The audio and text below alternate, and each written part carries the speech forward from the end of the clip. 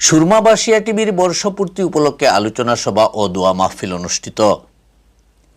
রবিবার ৩ আগস্ট সন্ধ্যায় সিলেট কেন্দ্রীয় মুসলিম সাহিত্য সংসদের হলরুমে সুরমা বাসিয়া টিভির উপদেষ্টা STM ফখরুদ্দিন চেয়ারম্যানের সভাপতিত্বে এবং সুরমা বাসিয়া টিভির সম্পাদক ও দৈনিক ঘোষণার সিলেট জেলা প্রতিনিধি মোহাম্মদ আশিকুর রহমান রানার সঞ্চালনায় প্রধান অতিথির বক্তব্য রাখেন বিএনপি চেয়ারপারসনের উপদেষ্টা সিলেট ২ বিশ্বনাথ উসমানীনগর আসনের সাবেক সংসদ সদস্য গুম হওয়া নেতা M ইলিয়াস আলীর সহধর্মিণী তাহসিনা রুশদীর লুনা।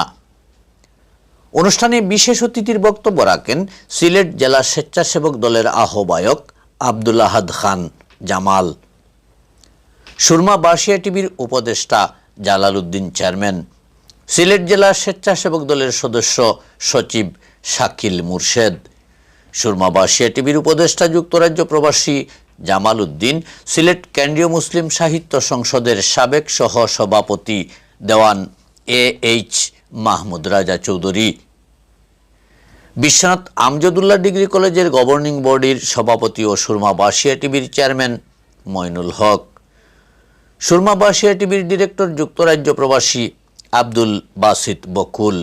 অনুষ্ঠানের শুরুতে পবিত্র কোরআন থেকে তেলাওয়াত করেন মাওলানা মাহমুদুর রহমান। স্বাগত বক্তব্য রাখেন সুরমা বাসিয়া টিভির অ্যাডমিন সাংবাদিক কবি SP শেভু।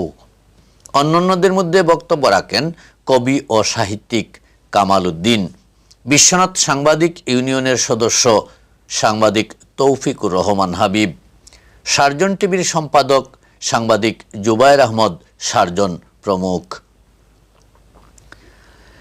এ সময় উপস্থিত ছিলেন সুরমা বাসিয়া টিভির উপদেষ্টা আব্দুল মতিন মেম্বার, আবুল হোসেন ঠিকাদার, সিলেট জেলা স্বেচ্ছাসেবক দলের যুগ্ম আহ্বায়ক দেলোয়ার হোসেন চৌধুরী, তোফাইল চৌধুরী উজ্জ্বল, সুরমা বাসিয়া টিভির ডিরেক্টর আশিক মিয়া, আতিকুর রহমান আতিক, শিহাবুদ্দিন, সিলেট মহানগর যুবদলের যুগ্ম সম্পাদক রজত আহমদ, সহ সম্পাদক রিপন চৌধুরী, স্বেচ্ছাসেবক দল নেতা নুরুল ইসলাম রুহুল, দক্ষিণ সুরমা উপজেলা স্বেচ্ছাসেবক দলের সদস্য সচিব নুরুল আমিন, জেলা ছাত্র দলের যুগ্ম সম্পাদক তানিমুল ইসলাম তানিম, সহ সাংগঠনিক সম্পাদক জিয়া চৌধুরী লাবলু, স্বেচ্ছাসেবক দল নেতা সায়েম আহমদ রুনি, রবিন হোসেন, সাংবাদিক সুলেমান আহমদ সুহেল, বাংলাদেশ মাল্টিমিডিয়া জার্নালিস্ট অ্যাসোসিয়েশনের সদস্য রেজওয়ান আহমদ, আব্দুল কাদির রাজু, মাহবুব আল মারুফ, আশরাফ আহমদ, রাজন আহমদ, সাইদ আহমদ, তাজেক আহমদ, মাওলানা আশরাফ আলী,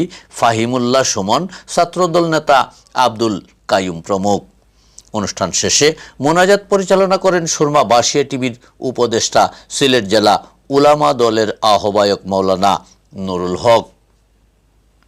সুরমা বাসিয়া টিভির বর্ষপূর্তি উপলক্ষে কেক কেটে অনুষ্ঠানের প্রধান অতিথির বক্তব্যে তাহসিনা রুশদীর লুনা বলেন, প্রথমেই এই সুরমা বাসিয়া টিভির বর্ষপূর্তি উপলক্ষে আমি তাদেরকে অভিনন্দন জানাচ্ছি, তাদের সাফল্য কামনা করছি উত্তরোত্তর। মিডিয়া মানুষের যখন কথা বলার কোনো জায়গা থাকে না, কথা বলার অধিকারকে হরণ করা হয়, তখন এই যে মিডিয়ার একটি গুরুত্বপূর্ণ ভূমিকা পালন করে থাকে।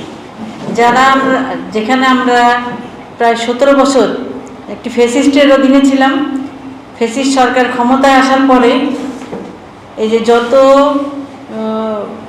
উল্লেখযোগ্য যে প্রিন্ট এবং ইলেকট্রনিক মিডিয়া তাদের ছিল, টেলিভিশন চ্যানেল থেকে শুরু করে প্রত্যেকটা চ্যানেল এবং যে প্রিন্ট মিডিয়াগুলো ছিল, সবাইকে তারা কুক্ষিগত করেছিল এবং তারা কখনোই সঠিক খবর প্রকাশ করতে পারত না। তাদের জন্যে এমনকি তারা একটা কালো আইনও তৈরি করেছিল, ICT আইন করে তাদেরকে ভয়ভীতি দেখিয়ে তাদের মুখটা বন্ধ করে রেখেছিল এই কারণেই যে তারা যাতে তাদের কুকীর্তি যাতে মানুষের সামনে না আসে, তারা যাতে সব কিছু মানুষের কাছ থেকে লুকিয়ে শুধুমাত্র তাদের মতো করে দেশ পরিচালনা করতে পারে এবং দীর্ঘদিন ক্ষমতায় টিকে থাকতে পারে। তো সেক্ষেত্রে তখন আমরা জাতীয়তাবাদী পরিবারে বিশ্বাসী দল হিসাবে বিএনপি যারা করি, তারা তখন আমাদের যে কথা বলার, আমাদের যে গণতান্ত্রিক অধিকার, মিটিং করা, মিছিল করা, এগুলো আসলে আমাদের জন্য খুবই কষ্টকর হয়ে দাঁড়িয়েছিল। আমরা যতটা চেষ্টা করতাম, কিন্তু দেখা যেত যে সেটা বিভিন্ন ধরনের হামলা মামলা এগুলো দিয়ে সেটাকে বন্ধ করার একটা চেষ্টা করত। তারপরে মিডিয়া সঠিকভাবে প্রচার করতো না।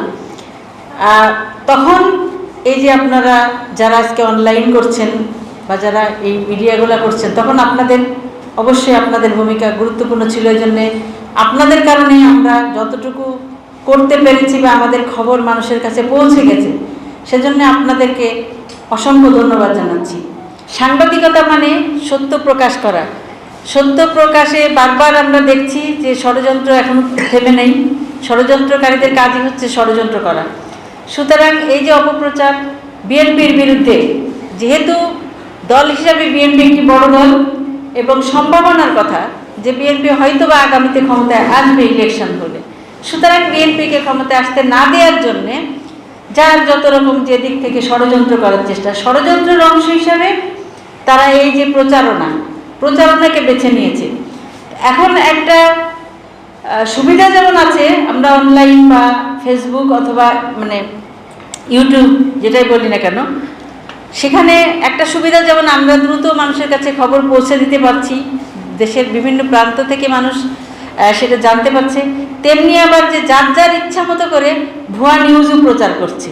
ভুয়া নিউজ প্রচার করছে, তারপর দেখবেন যে ফেক আইডি করে, মানে সে তার পরিচয় দিচ্ছে না, কিন্তু ফেক আইডি করে বিভিন্ন ধরনের নিউজ ছড়াচ্ছে বিভিন্ন রকমভাবে।